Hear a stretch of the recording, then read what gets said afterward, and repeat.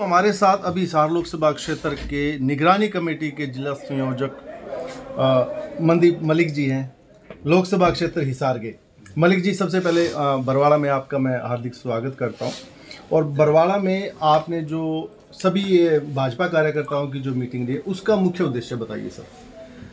आज भारतीय जनता पार्टी न केवल बरवाड़ा, हिसार, हरियाणा, पूरे देश के अंदर मंडलों के ऊपर जाकर के जो हमारे बूथ समिति के अध्यक्ष हैं, संयोजक हैं, सह संयोजक हैं, उन सब की मीटिंग लेकर के उनको प्रशिक्षित कर रही है। ये हमारी एक कार्यशाला थी, मीटिंग नहीं थी जी। और इस कार्यशाला में आने वाले 9 और 10 फरवरी को जो हमारे बूथों के ऊपर एक दूसरे से चेंज करके बूथ के हमारे प्रवासी कार्यकर्ता जाएंगे और 24 घंटे वो वहीं उस बूथ के ऊपर रहेंगे।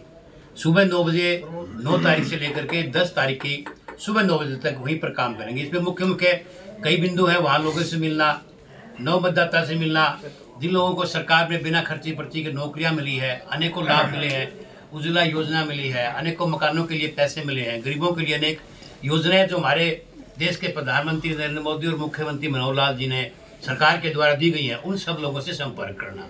और 2014 और 2019 में पार्लियामेंट के अंदर उस बूथ के ऊपर हमारी क्या स्थिति थी और 24 में हमारी क्या स्थिति होगी, इस बारे में भी आकलन करना, सर्वे करना, लोगों से मिलना। वहाँ पर जो है ना, हमारे मुख्य जो लोग की वोटर हैं, कोई धार्मिक लोग हैं, पंचायती लोग हैं, सरपंच, एक्स सरपंच हैं, म्यूनिसिपल कमेटी के मेंबर हैं, एक्स मेंबर हैं, जिन्होंने चुनाव लड़ा है, ऐसे सब लोगों से मिलना और परिचय करना और उनको अपनी पार्टी की नीतियों के बारे में, देश के प्रधानमंत्री नरेंद्र मोदी और हरियाणा के मुख्यमंत्री मनोहर लाल की जो भी हमारी पॉलिसी रही है, हमारे जो सरकार ने काम किया है, उनके बारे में वहाँ पर जाकर के उनको बताना और उनसे चर्चा करना। आपने एक बात कही कि नए जो वोटर्स हैं उनकी तरफ ज़्यादा ध्यान दिया जा रहा है, और थोड़े दिन पहले बरवाड़ा के गवर्नमेंट कॉलेज में अपने सुरेंद्र पुनिया जी ने भी इसमें एक प्रोग्राम रखा था, जहां आपका ज़्यादा ध्यान नए वोटर्स की तरफ है। क्या किसान आंदोलन के दौरान हुए वो कांड, किसान आंदोलन के दौरान हुई जो वो मौतें, क्या उसका असर नहीं आपको देखने को नहीं मिलेगा? हमारे को नए वोटर संपर्क करने का उद्देश्य इसलिए भी है क्योंकि वो पहली बार वोट करने जा रहे हैं। हाँ। और पहली बार जो कोई भी आदमी वोट डालता है तो उसके विचार, उसको जानना कि उसके दिमाग में क्या उमंग है, क्या तरंग है, उसको जो नए वोट डालने का जो उत्साह उसके अंदर है, तो वो क्या सोच रहा है देश के प्रति, प्रदेश के प्रति क्या सोच रहा है, और हम देश के प्रति क्या दे रहे हैं, देश और प्रदेश में क्या दे रहे हैं, ये एक दूसरे बात की साझा करना, ये हमारा मुख्य उद्देश्य है। किसान की बात करें तो भारतीय जनता पार्टी के समय में किसान के लिए जो किया है, आज तक के देश के इतिहास में किसी ने नहीं किया। देश के प्रधानमंत्री नरेंद्र मोदी ने पहली बार किसान निधि, किसान के खाते में 6,000 रुपये डाल करके पहली बार किसान का मान सम्मान किया। कांग्रेस के लोग कहते हैं तो ऊँट के मुंह में जीरा है। अरे भाई लोगों, तुमने इतने साल देश में राज किया, तुमने तो जीरा का, तुमने कुछ नहीं दिया। हमने कम से कम ये सोचते ली कि जो किसान है, जो रात के अंधेरे में गर्मी सर्दी को ना देखते हुए धरती का सीना चीर करके इस देश के लोगों के लिए अन्न देना काम करता है, उसका पेट भरता है, हमने उसका मान सम्मान किया। आगे इस मान सम्मान को और बढ़ाएंगे जितना तो वो होगा। तो किसान के लिए एमएसपी की बात है, बिल्कुल हमारी सरकार खरीद रही है। और जो भी किसानों के लिए अनेक ऐसी योजनाएं चलाई हैं, वो इस देश में पहली बार आकलन कंपेरेटिव करेंगे हम तो नरेंद्र मोदी सरकार बनने के बाद, हरियाणा में मुख्यमंत्री मनोहर लाल की सरकार बनने के बाद और पहले जो लोग रहे हैं, बड़ा अंतराल हुआ है। बड़ी ही इसमें जो है ना, इतनी बातें हुई हैं कि आप कंपेयर करोगे तो हम उनसे बहुत आगे किसान के हित के लिए काम करने वाले भारतीय जनता पार्टी, नरेंद्र मोदी और मनोहर लाल जी के सामने बाकी लोग टिक नहीं पाएंगे। अगर हम बात करें अयोध्या में रामलला मंदिर की प्राण प्रतिष्ठा की, हम उसको राजनीति कहें या रामनीति? मुझे बड़ा आश्चर्य होता है ऐसे लोगों के ऊपर जो लोग इस तरह की बात इस देश के अंदर कर रहे हैं कि हम उस प्राण प्रतिष्ठा समारोह में नहीं जाएंगे। अरे लगभग 500 साल से हमारे राम, जिसकी हिंदुस्तान ही नहीं संसार में लोग उसको पूजते हैं, उनमें आस्था रखते हैं, उनके बताए हुए मार्ग पर चलने का काम करते हैं, वो हमारे टेंट में रहे। और पहली बार जब वो अपने घर में, जब उनकी प्राण प्रतिष्ठा हुई और वहाँ लोग जाकर के उनके तरह तरह के इल्ज़ाम लगा रहे, तुमने क्या किया। हमारी सरकार बनने के बाद इस बड़ा पेचीदा जो मैटर था, नरेंद्र मोदी जी ने उसको सुलझाने का काम किया। और लोग कहते थे खून की नदियां बह जाएंगी, एक चिड़िया ने पर नहीं मारा। हमने धारा 370 को तोड़ा। बहुत सारे लोग कहते थे यहाँ खून की नदियां बहेंगी, एक किसी ने वहां पर जो पत्थर चलते थे कांग्रेस की सरकार में, आज मरने मराने की बात छोड़े, एक जो पत्थर नहीं चला।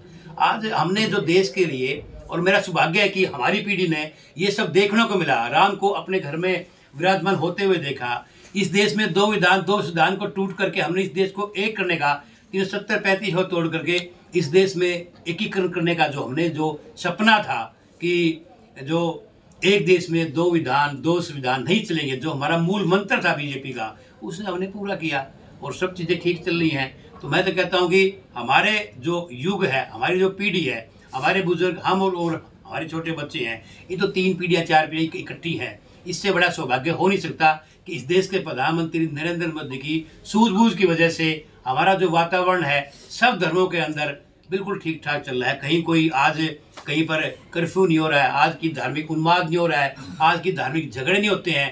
पहले अहमदाबाद हमेशा बंद रहता था, यूपी में आधे शहर बंद रहते थे, आज क्यों नहीं हो रहा है ऐसा?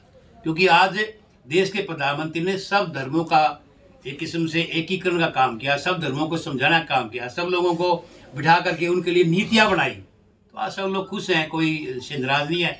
और जिन लोगों ने किसी बात को मानना नहीं है, जिन लोगों ने राजनीति करनी है, वो हमारे ऊपर गलत आरोप लगा रहे हैं। कुछ लोगों ने ये कहा है कि समय से पहले रामलला की प्राण प्रतिष्ठा करना वोटर्स को लुभाने का काम किया गया। ये वो लोग कह रहे हैं जो सुप्रीम कोर्ट में 25-25 वकील खड़े करके कहते थे कि राम मंदिर नहीं बनना चाहिए।